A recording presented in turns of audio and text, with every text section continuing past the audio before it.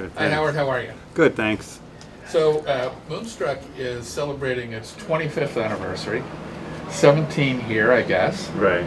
What got you into the restaurant business 25 years ago? Wow.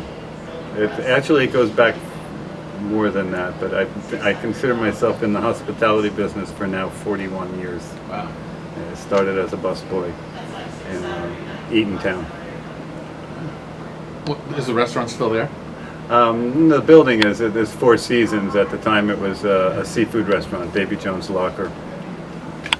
Now, are you self-taught or did you go to culinary school? Self-taught. Wow. Oh yeah. And where did you get your start?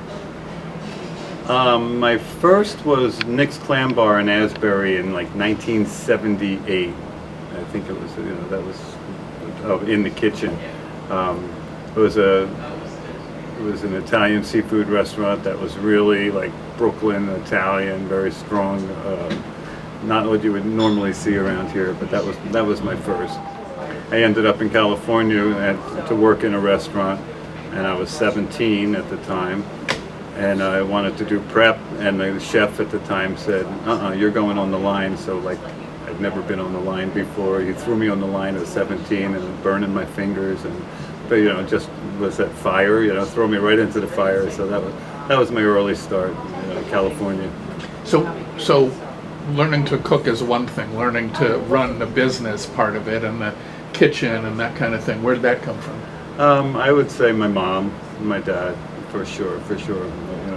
Dad was always fixing things that were broken, and my mother was organizing what else needed to be fixed. So, and she was really good at planning parties and having people at the house. So, she was good at organize. The organizational side. She was good at that. So Moonstruck is one of the most popular restaurants at the Jersey Shore. What do you think the appeal is? I would say the appeal pretty much is the employees and the entire feel of the restaurant, but the staff, and it's something that takes a long time to develop as far as the employee allegiance or the employee intent, and it's not something that happens overnight, and it's been a long time coming, and we're just continually working for the same goal as satisfaction and making them happy. Where do you get your inspiration for menu items? A lot of times I get inspiration on what not to do and what not to serve, and that keeps me in check, because I'll be out. Because everybody else is doing it, or or just not done well, or something like that. I had a Copper River salmon the other night at a restaurant that I won't name, but it was so overcooked and it was so abused, so that taught me something, So the inspirations come from a lot of different ones, but you've done a lot of traveling. What's your most memorable meal? I would say Thailand. I think Thailand was the most authentic as far as well-meaning by the chef. I mean, just blew me away, the flavors and the complex flavors, and it touched on every part of your tongue at the same time, and then your head is burning from sweating from the heat, But I think the flavors in Thailand and the just the range of flavors all in one mouthful. That's Now, crazy. did you bring any of that back here and incorporate it in your cooking? We do, and right now I'm really enjoying the different acids and the different vinegars and the fruit acids and things like that, and playing around with that and manipulating things with acid. And so I'm on a little bit of a vein on that right now.